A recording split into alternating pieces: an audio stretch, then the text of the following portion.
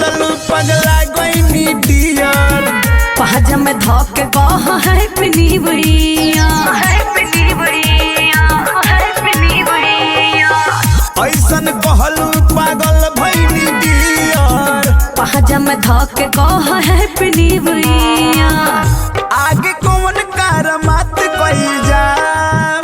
कहाँ गोड़ कहाँ हाथ कइल जा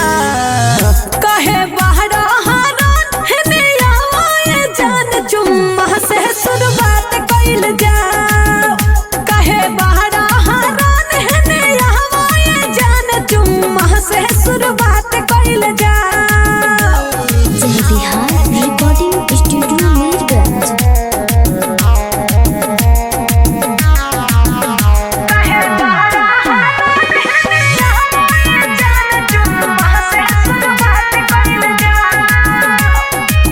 तोहर इंतजार हम कइले बानी कब से अच्छा महका न देहिया हम नहइले बहनी डब से अरे काहे डरा तोरा आव तोहर इंतजार हम कइले बानी कब से महका न देहिया हम नहइले बहनी डब से कहाँ दिन कहाँ रात कइल जा अच्छा कहाँ प्यार के बरसात कइल जा एहो आशिक आसो कहने आव धर्मराज चुम्मा से सोर बात कइल जा